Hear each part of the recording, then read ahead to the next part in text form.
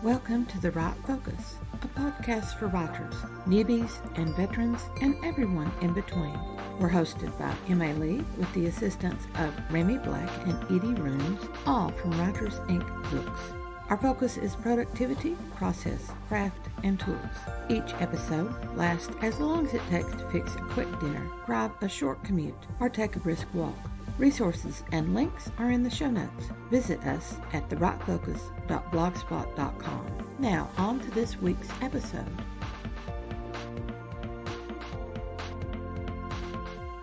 In our previous two episodes, we discussed 4 plot structures: basic beats and Freytag's pyramid, both which are reductions of Aristotle's plot requirements and Shakespeare's dramatic structure. And our problem was we didn't have enough information in any of those 4 to help writers with their own stories. With Aristotle, we get close because we realize that we're working with the character as revealed through plot. And with Shakespeare, we see the development as we analyze his plays. But how do we make that work for us? In this episode, we're close, so close, in the way that stories are organized and developed. Yet we'll end with a major hint for the best plot structure out there for writers. Let's go. Stories are organized like the waves on a beach rather than a flat drawing. The story organization structure that offers more help for readers and writers on the quest to understand plot is the complex plot structure. In complex plot structure, the beginning has 3 parts: narrative hook, exposition, and conflict question. The middle has parts we'll discuss in a little bit, and the story's end also has 3 other elements. Let's go with the beginning. The narrative hook is designed to capture reader interest immediately. It hints at the major conflict, although it may only be tangentially related to it. The hook must occur on the first page of the story. Many writers strive to have the hook occur in the first paragraph. Several great stories hook the reader with the first sentence. By opening Romeo and Juliet with a street brawl, Shakespeare hooks his audience. Exposition then guarantees an understanding of the situation, the setting, and the major players. The writer achieves this through description, an explanation, and opening dialogue. Great stories also give an idea of the major themes. In Romeo and Juliet, the arrival of Prince Aeschylus will end the street brawl and give hints of the primary driving forces and major themes of the work. When we are finally introduced to Romeo, in love with the idea of love, and more interested in being a lover, not a fighter, we can anticipate the conflict to come. The conflict question is the primary question confronting the protagonist. Will our focus character achieve whatever goal is their focus? The conflict question is always implied, never stated, but it will be clearly presented. And when we can answer the question with a yes or no, we know where the climax of the story is located. In Roald Dahl's Lamb to the Slaughter, the conflict question is whether the murder weapon will be located. For locate the weapon, and therefore locate the murderer. The wife feeds the leg of lamb to the detectives, that's the murder weapon. Since the detectives eat the weapon, they will never solve the crime. The story ends at the dinner table. The end of the beginning of this story is when our detectives tell us they are looking for the murder weapon which will solve the case. That's the conflict question. In The Monkey's Paw by W.W. Jacobs, the title gives the hook, followed quickly by the speculation about the mysterious visitor who is expected.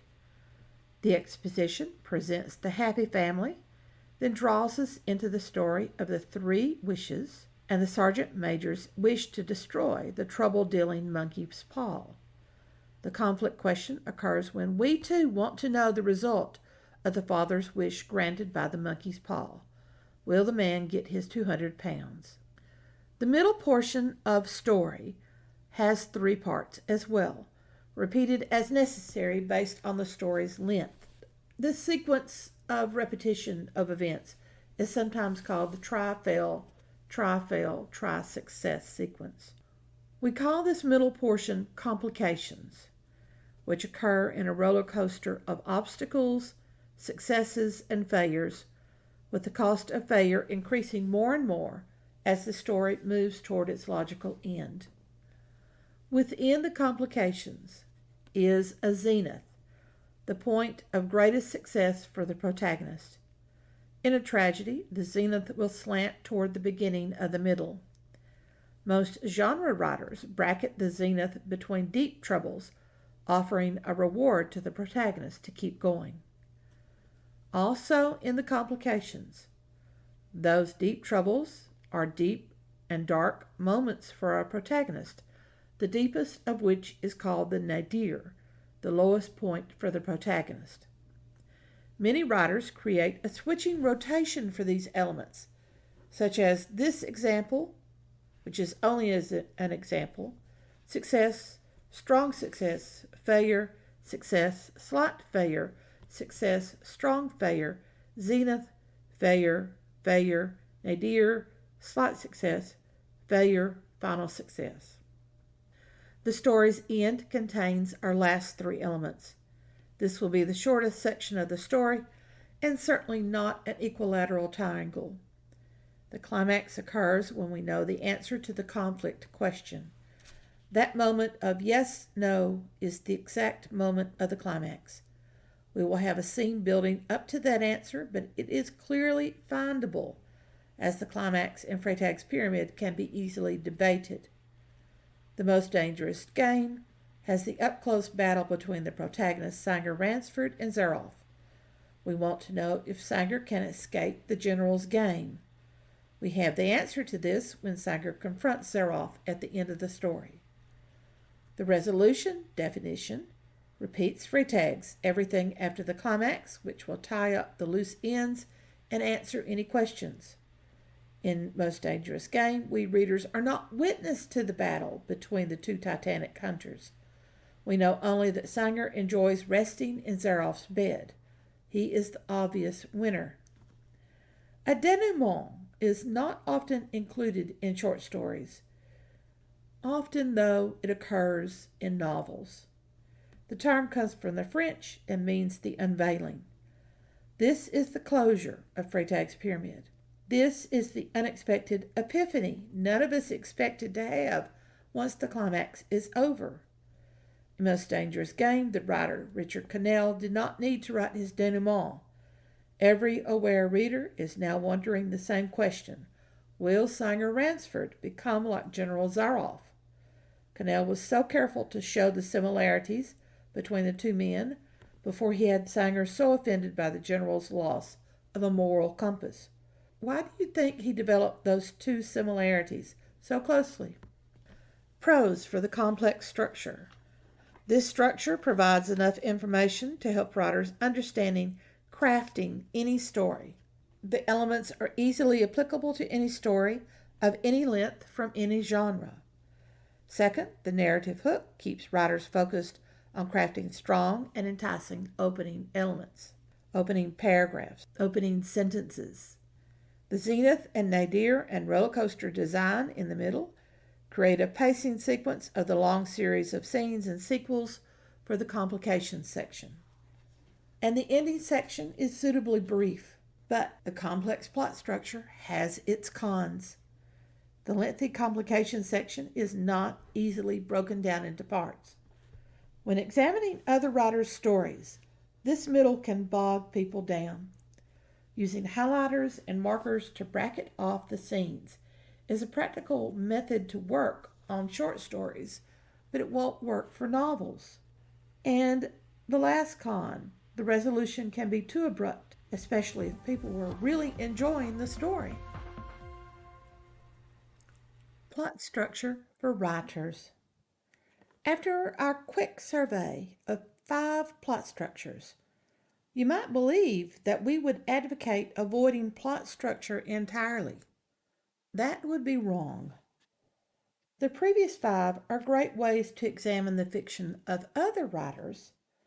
They offer common terms that everyone knows and understands. One of the best ways to improve as a writer is to study how other writers craft their stories. Because stories are crafted. Writing requires several different kinds of craft. Stories don't just spring out of the blue. The concept for the story may have a crystal clear inspiration, but writing the words and working to convey that concept requires the writer to wield every skill possible. And writers can practice their skills with every story that they tell and every story that they read. Characters are crafted. Descriptions are manipulated. Plots are structured, beginning to end, whether the story follows a chronological sequence or a nonlinear one. The nonlinear stories actually need a stronger framework on which to peg the developing scenes. So, a structured plot is absolutely necessary. Knowing the basic stages of a plot structure will not kill your curiosity in the story. If you map every step, block out every scene, that can cripple your curiosity. Having a basic arc of story, though, is merely a guide.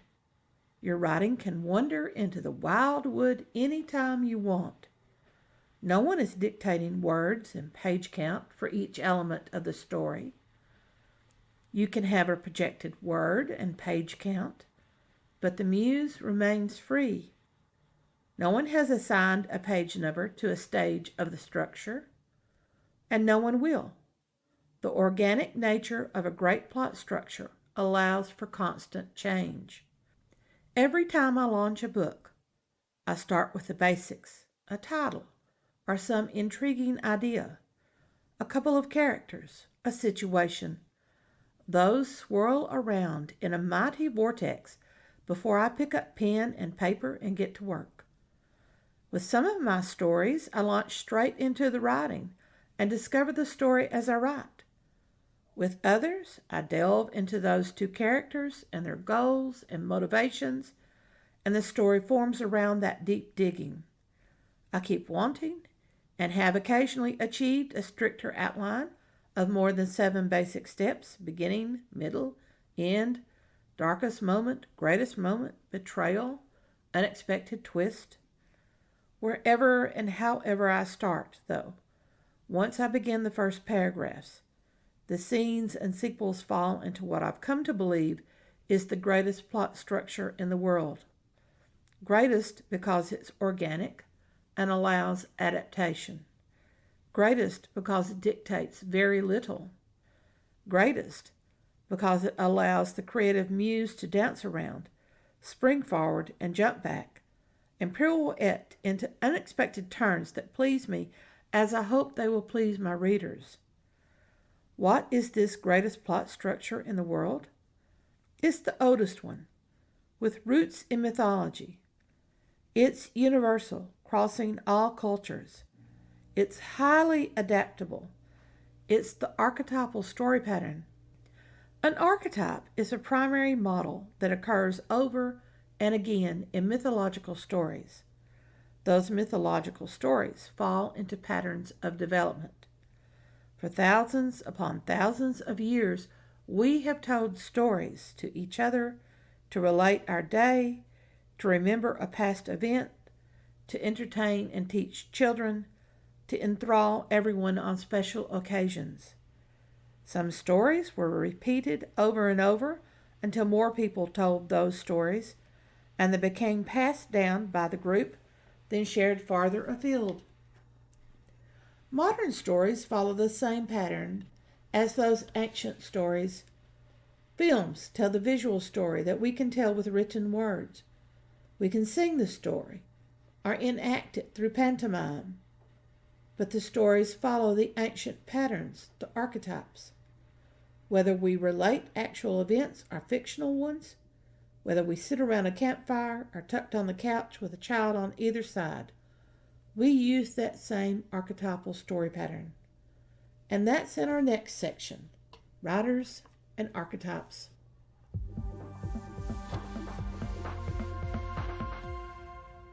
What do writers want to know about plot? What do writers need to know about plot? The right focus is taking a comprehensive view of plot, the structure that develops characters, genre expectations, major story structures, pacing, tension, suspense. We cover it all in this series entitled Discovering Your Plot, from M.A. Lee's guidebook of the same name. Writers will discover unexpected insights and methods that deepen their understanding of this major craft in the storytelling world.